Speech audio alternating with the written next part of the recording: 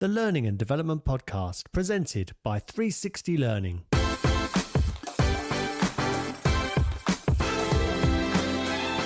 Hello listener, welcome to the Learning and Development Podcast. I'm David James, and today I'm going to be exploring L&D transformation with Geraldine Murphy. This being the first in a series showcasing L&D leaders who've done what we talk about so much on this show. And Geraldine is a leader who has quite literally been there and done it. Geraldine, welcome to the Learning and Development Podcast. What an intro. Thanks for having me, David. Really looking forward to this. You're very welcome. Me too, Geraldine. Now, you recently led a transformation that shifted learning from being largely reactive in the organisation to something much more strategic. Now, when you first stepped into the role, what was the lay of the land regarding learning at the company? I mean, what I mean there is what worked, what didn't, and what made you realise that change was needed? Well, that's a really big question, and I think I have to cast my mind back to kind of late 2022 when I joined the company. And the first thing that kind of struck me straight away is that there was a lot of passion for learning. There was a lot of people doing a lot of things to support people, to develop people, to help people grow. But I think knowing what I'm kind of understanding about the company now is that when I arrived, it was very fragmented. So the effort and all of that passion was serving a few people really well. But in terms of, looking at that from a global perspective, the kind of whole picture wasn't being kind of drawn. It was little pockets of really good practice that wasn't really being shared or seen more globally. And I think that was one of the things that struck me straight away. I think there were teams that were really delivering with a lot of heart, but they weren't necessarily being given the right tools for success. I think there was a lack of kind of knowledge sharing across L&D teams. Obviously, it was a kind of a fragmented way of working in terms of L&D anyway, the kind of global teams, the local teams with no regional level. So I think there was a disconnect between kind of the global standards and frameworks and kind of local practice as well. And I think there weren't really the tools to enable kind of effective L&D at scale. And I think when you're thinking of a company so big, I think technology has such a role to play in making sure that things are accessible and delivered with consistency and quality, and to parts of the business that we wouldn't really get to see or visit. So I think there was a lot of things that I initially thought, okay, we could really do some good stuff here. But I think, there was a lot of people that were really, really trying their hardest, but there wasn't really the kind of tools and processes to help them.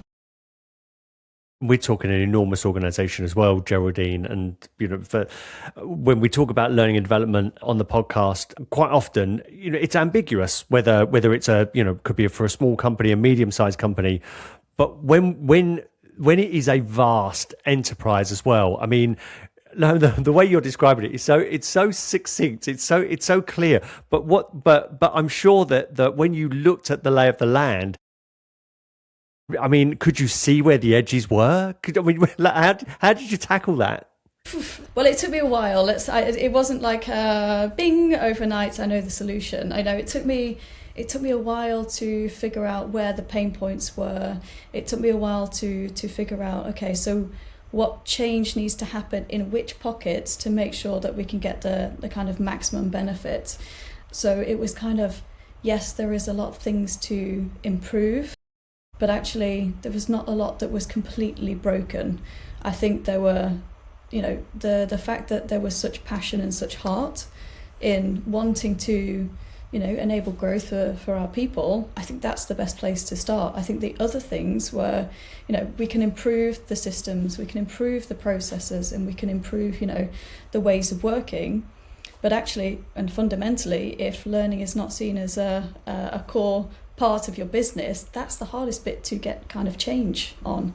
So I think we were lucky to have that in place.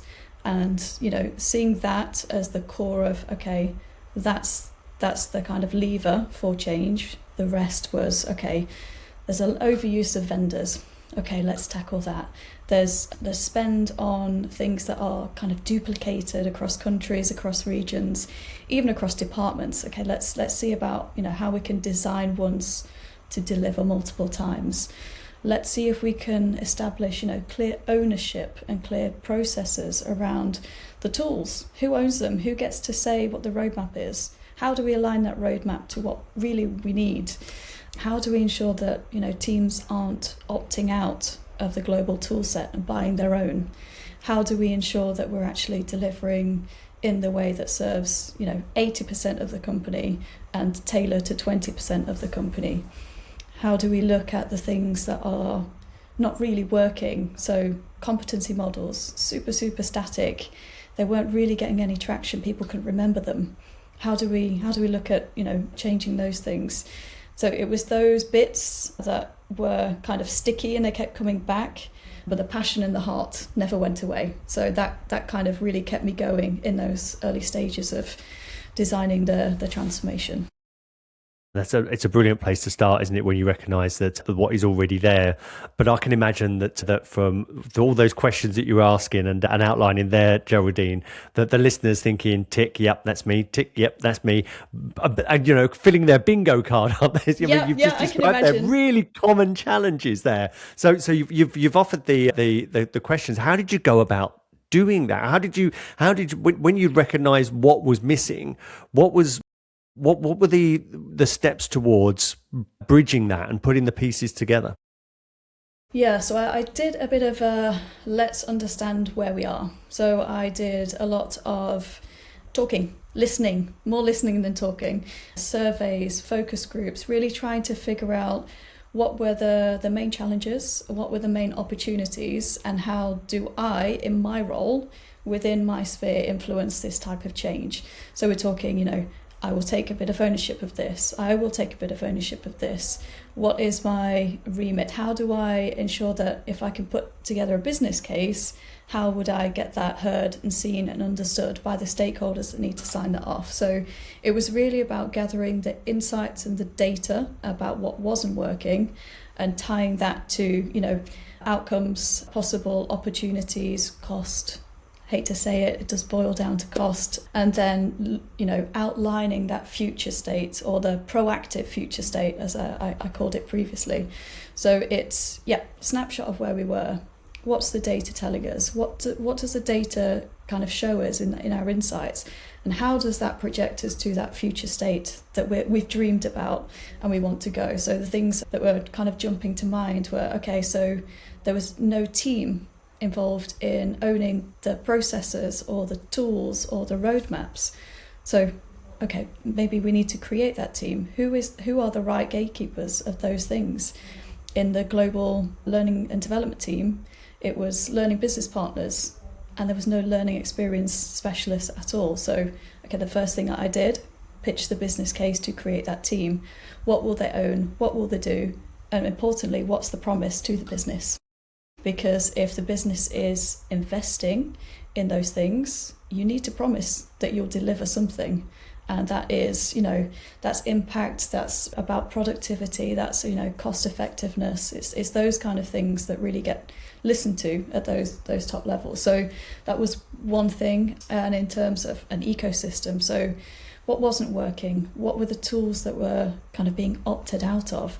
How bad was the problem? And trying to quantify that in ways that, make that stakeholder kind of engage with the story.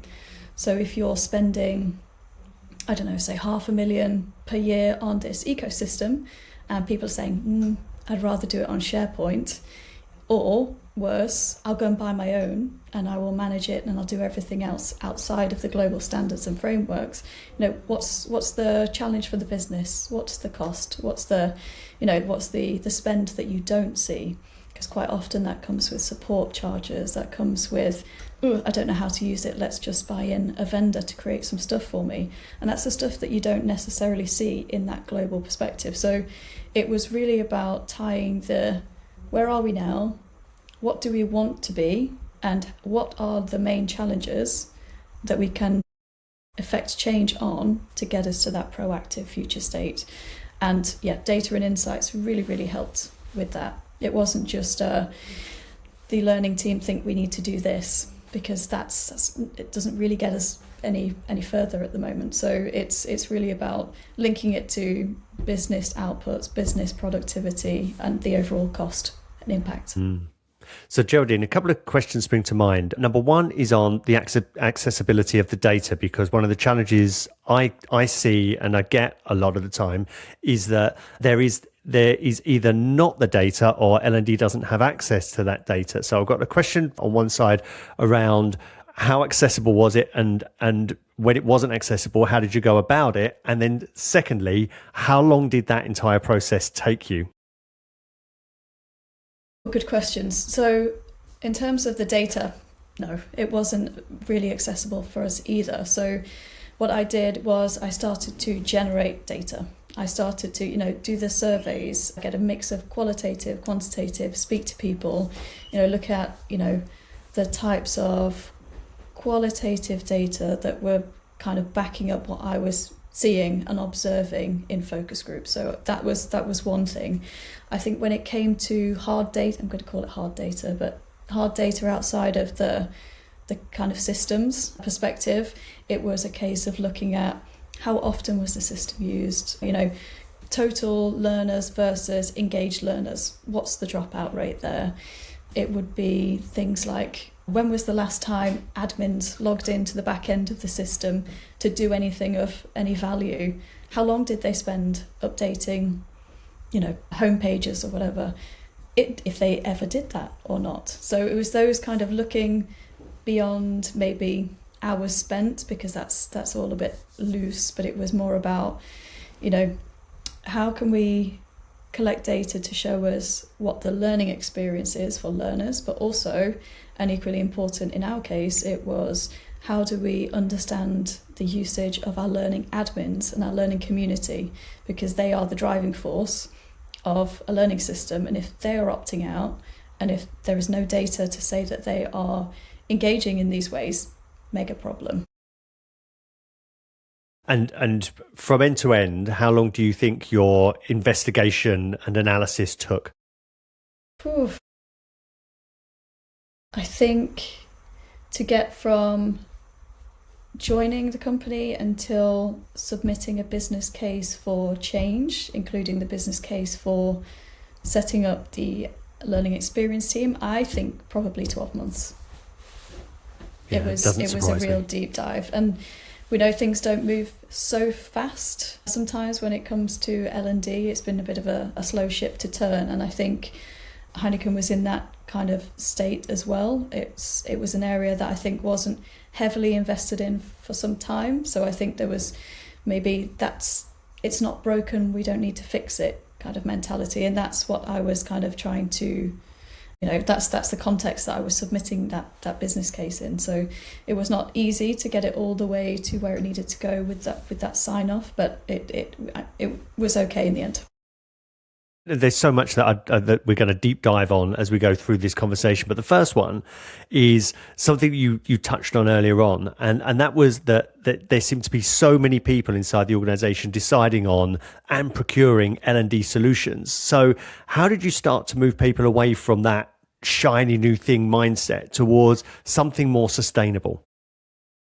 Yeah, I think that was one of the more tricky change management pieces. I think there was always, oh, it's shiny, it's new, it's the new thing, I want it. That still is a very Heineken thing, I think. But it was more of a case of looking at impact and cost and effort. I think that was the golden triangle that I used, and taking just some examples of previous work that had been done and kind of presenting it back to the management and saying, okay, so this this cost 50,000 euros, let's say. It was designed by a vendor in a program where we don't have licenses, therefore we can't edit it or access it, and now it's obsolete. So it was those kind of examples that I kept trying to use to say, hey, this is the type of thing that happens if global L&D and the standards and processes of the global team are not taken into consideration. So you've got, people procuring all sorts of things outside of the global standards, where actually how much of it is impactful and how much of it is actually helping the productivity of the business as a whole, or just serving the needs of one person with a very specific and sometimes very small set of stakeholders. And that was happening.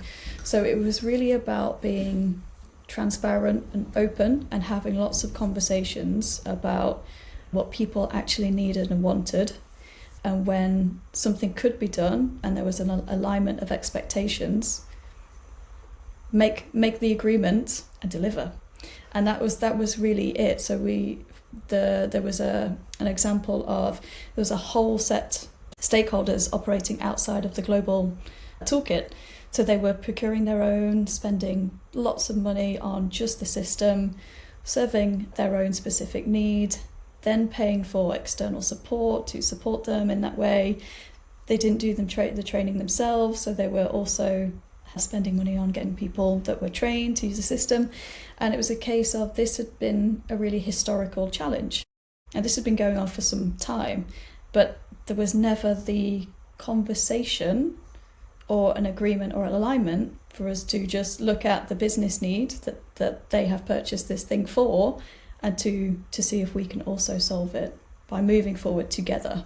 So I think there was a lot of opportunity actually to bring everybody more together through a transformation like this, because it was almost like a reset button. It was an opportunity to go, hey, this is coming. We're looking at changing the way fundamentally we do learning and development across the entire business.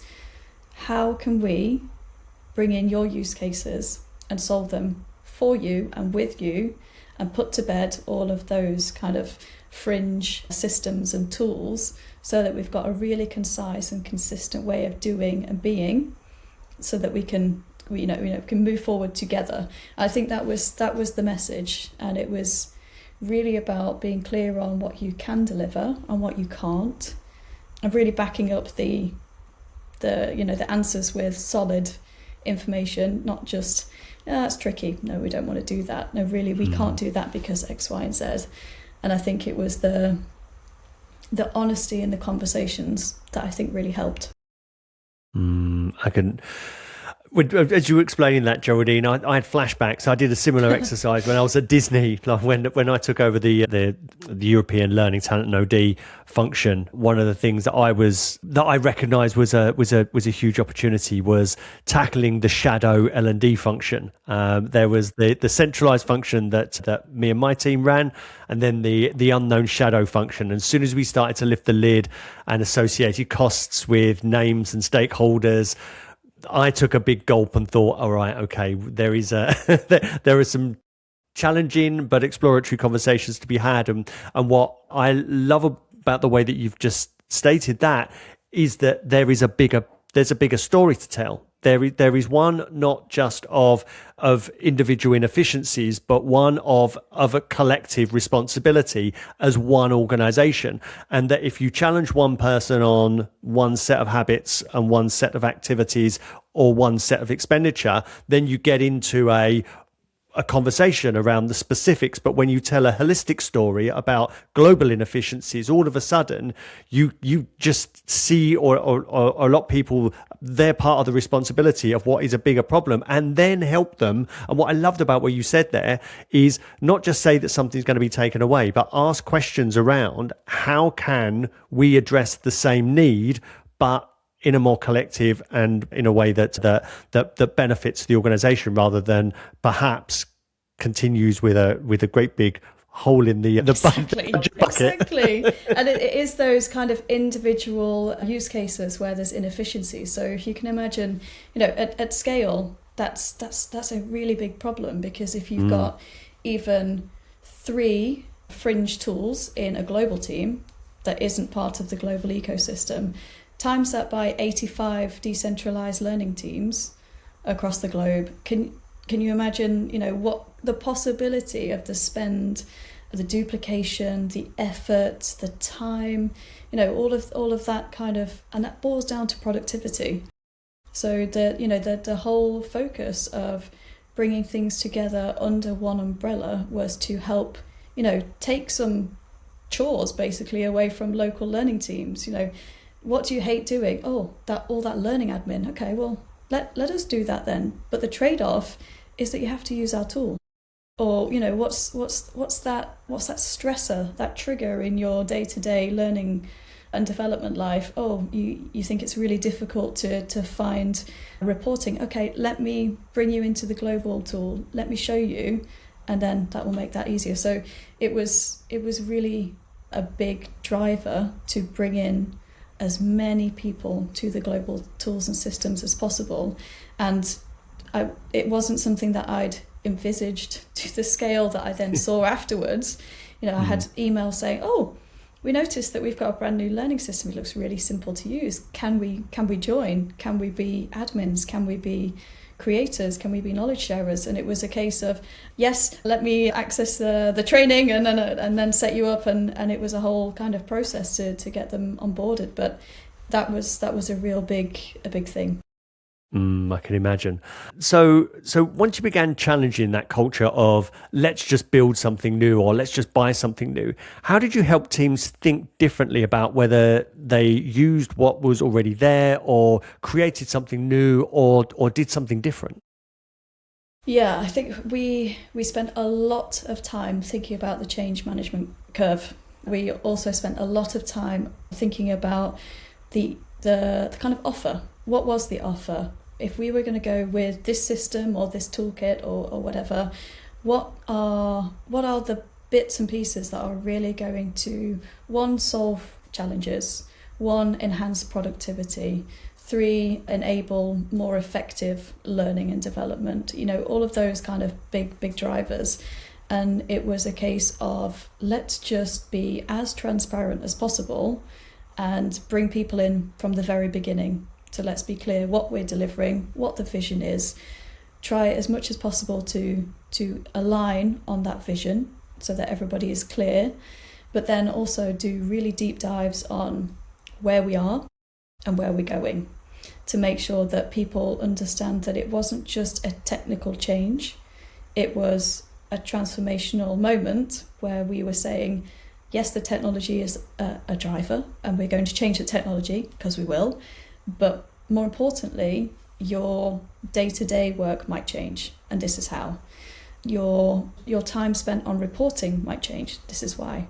Your support model might change, and this is why. And be really, really clear on all of those elements that impact that user. And I think what we did from the beginning is that I made the definition between customers and consumers. And obviously working in a beer company, that's the kind of lingo that we talk about all the time. So in terms of being focused on the change and making sure that those stakeholders were kind of fully aligned with the expectations of the transformation, it was, okay, so who do we focus on? Our customers.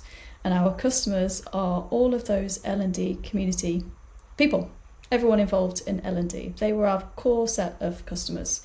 So let's serve them first.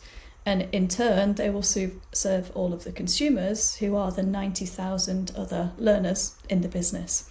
So it was really, you know, we had to really narrow the focus so that we could really tackle it properly and make sure that the people that we really, really needed to get on board and to enable the change on the ground were really with us the whole time. So we did deep dives, we did a lot of sessions, we even did comparative sessions where we looked at all of the things that people were doing in the old system next to everything that they'll be doing in the new system and really talk them through how that would look. How is that different?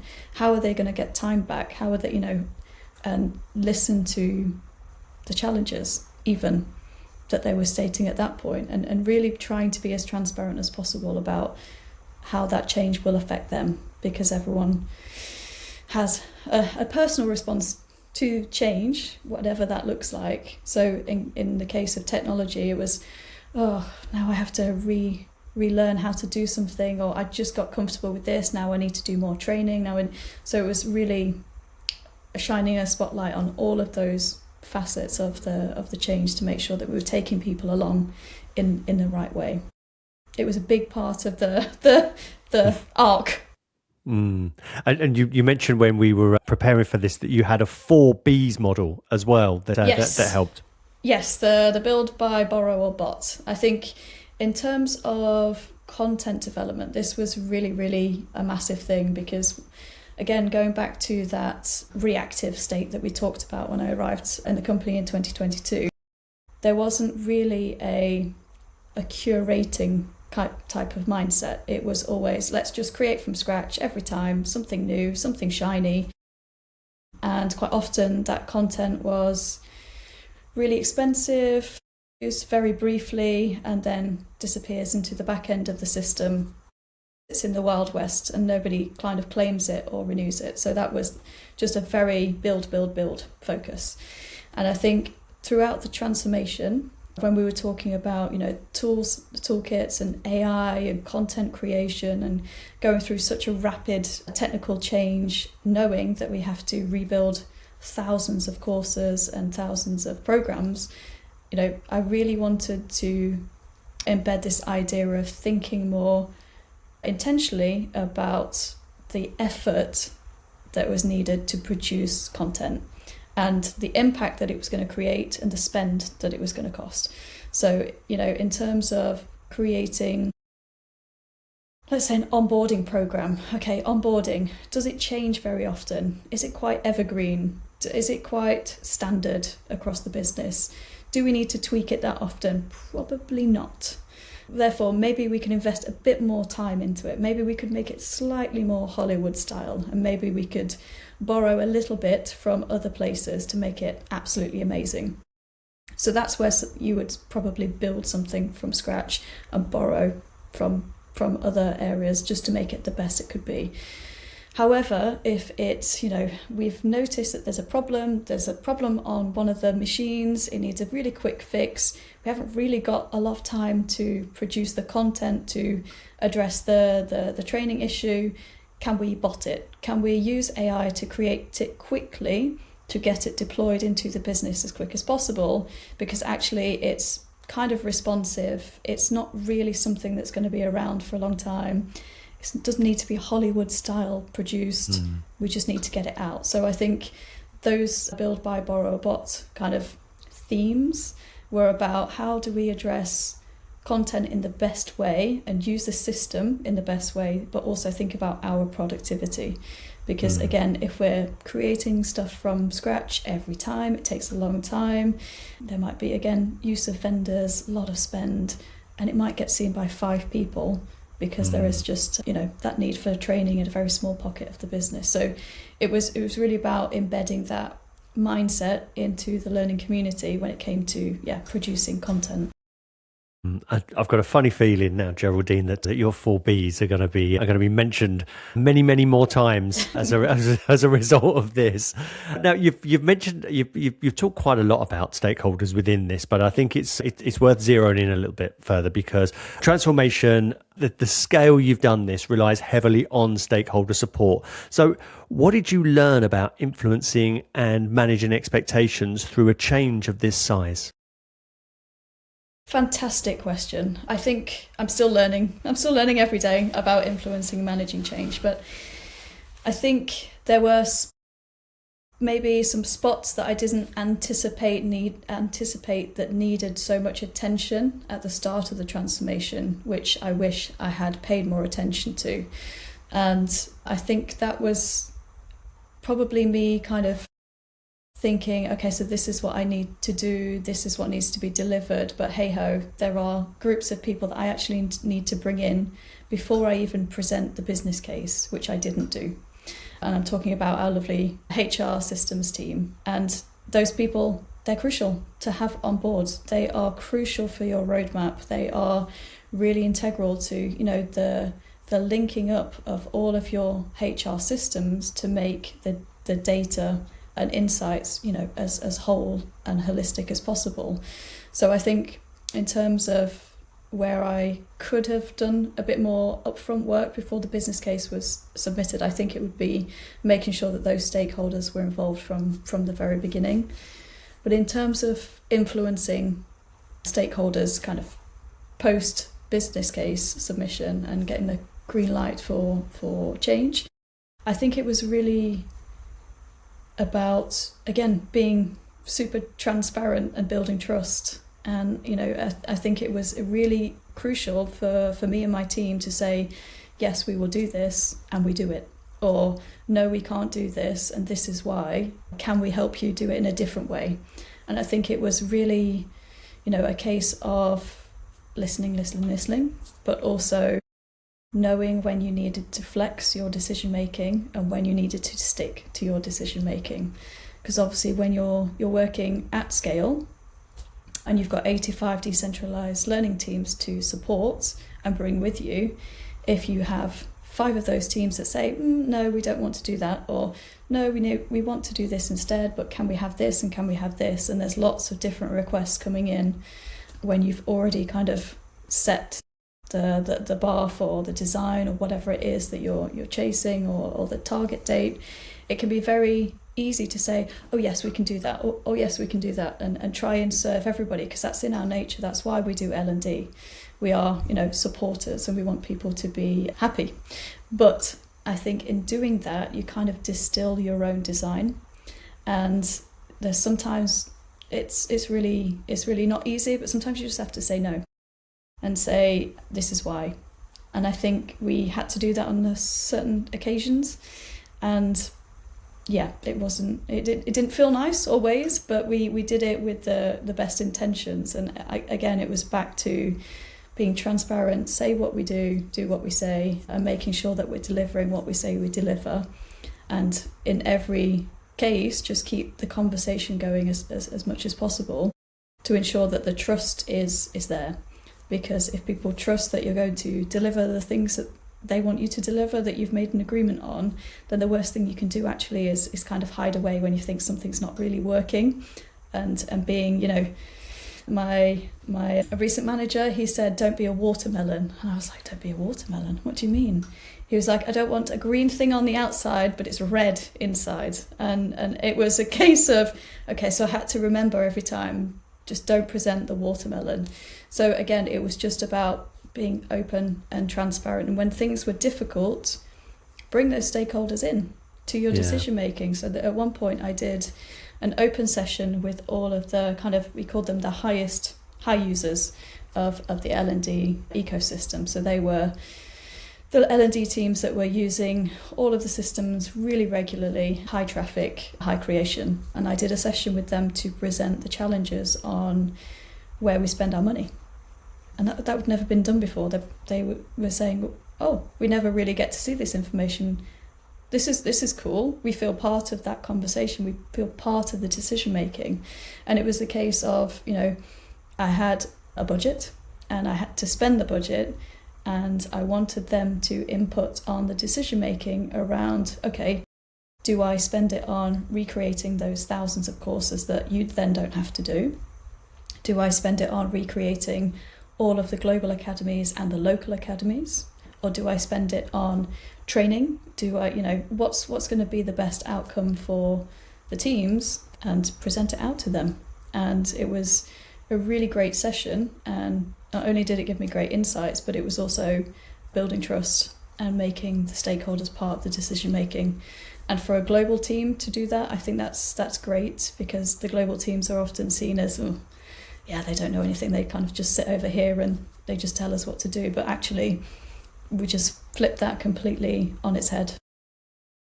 What I love about that, Geraldine, is that when you've got a vision to elevate learning and development to be business savvy, accountable, and impactful, then it's not so difficult to bring senior stakeholders on board to help to shape that. It's only when it's low stakes, that when it's about providing learning, bums on seats, clicks on the website, that leaders aren't that interested. And so we've got, it's almost as if we have a decision to make. Are we going to stand for that high accountability, business savvy and impact, or are we going to do what people expect learning and development to do and stay low stakes? But I love that. It seems as if you had an ambitious vision and a huge geographically dispersed workforce, but you didn't hide away. As you said, with great transparency and using data, you you laid bare what the state of play was, but also a vision of what learning and development could be if we all clubbed together. Yeah, absolutely. Yeah, and I think it was really about cracking open a bit of a black box and saying, hey, let's look inside. What do we find? What do we discover together? Because, yeah, one part of the company doesn't do well, if not all parts of the company does well. You know, I was trying to build a community, and I think this transformation project had the kind of outcome that I didn't expect. Of now we're way more connected than ever. There is so much knowledge sharing going on between the operating companies that was never the case before, but actually we're way more visible. We are hugely visible, and I think this project shone a light on me and my team in a way that we didn't quite expect. People know us by name all over the world, all over the company, which was kind of crazy, and we didn't expect that. But that was, again, bringing people into the conversation, making sure that everyone had the information that they needed. And we spent a lot of time not only on the sessions and the talking and the engagement, but we published everything we did in a knowledge centre. So we published the timelines, the decision making, we published the standards we were working towards, we published the master deck for the visions, we published everything, because there's no point kind of hiding away. If we're one company, we're one company, we're all working towards the same thing. So that was, again, I'm not going to hide things that we're doing. It's better if it's just known. Okay, so after 3+ years of work, what did the learning landscape look like for all involved, say for L&D, for the workforce and for leadership? Yeah, I think for the first time we had one platform to rule them all, going for a Lord of the Rings reference there. But in terms of where we started, that wasn't the case. So leadership weren't really on a digital footprint at that point. The leadership programs were kind of way more physical. They were taking place in a system that was just for mandatory and compliance training. They didn't have a lot of data about usage. You know, that was its own case. L&D was very sporadic. It was kind of spread over different tools and systems. Different departments had different ways of doing things. Teams were just inactive or not doing a lot with the systems. A lot of teaching in classrooms that wasn't being recorded online.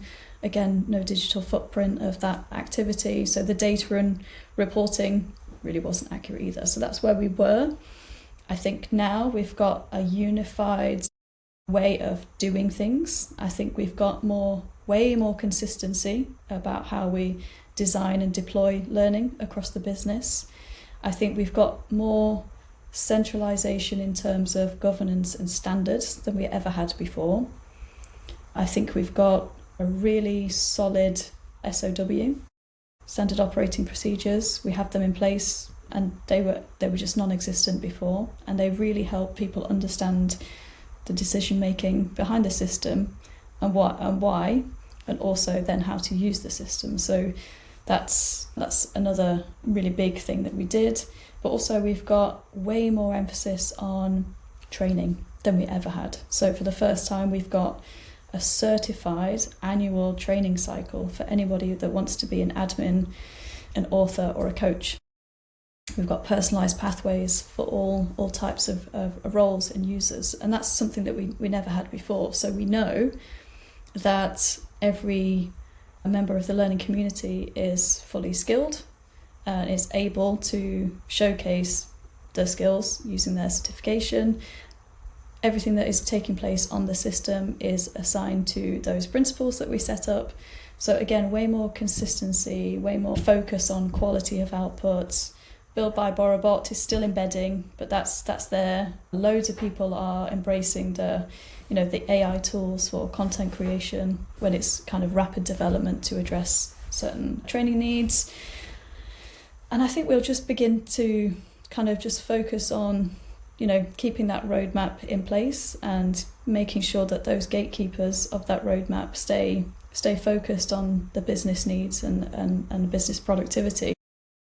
It's such a rapid change, actually, and things maybe that I didn't even anticipate, mentioning before about I would like to join and be a knowledge sharer. We've never really had conversations about knowledge sharing before. It's kind of implicit in being, part of the company and part of HR and L&D, but no one was really talking about it like a thing. And, this whole transition and transformation allowed us to not only tackle learner experience, admin experience, L&D community, also knowledge sharing. How do we do that as a company? So many things that we managed to address. Obviously, it's still quite new business as usual, and there's much more to come from that, I'm sure. And Geraldine, looking back personally for you, what lessons stand out? Perhaps the things you wish you'd known at the start that might have made the journey smoother?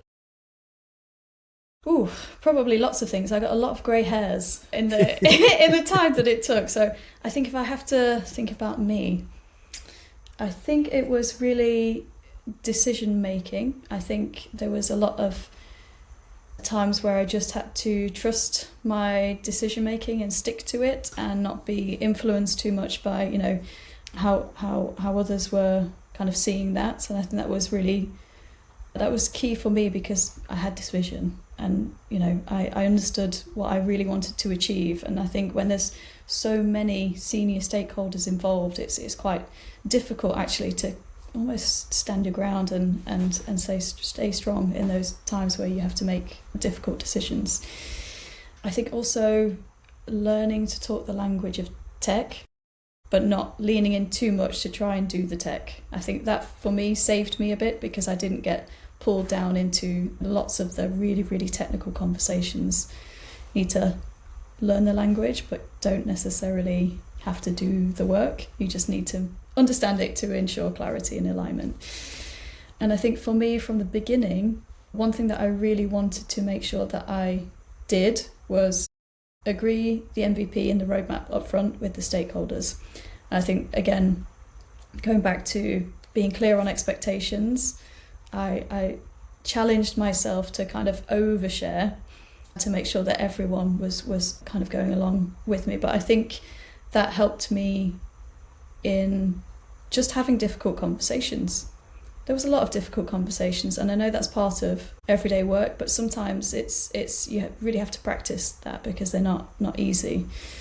So I think from a personal level, it was really about making sure that I was staying true to my vision, oversharing in terms of the clarity that people needed, and not just assuming that they understood where I was coming from, because you can't assume that everybody is with you. Even if you think you're clear, you need to be more clear. And also making sure that I was understanding that not everything will be perfect, but I need to make sure that if I promise to deliver something, that I do it to enable trust to build throughout the project. So those things, I think, are the most important.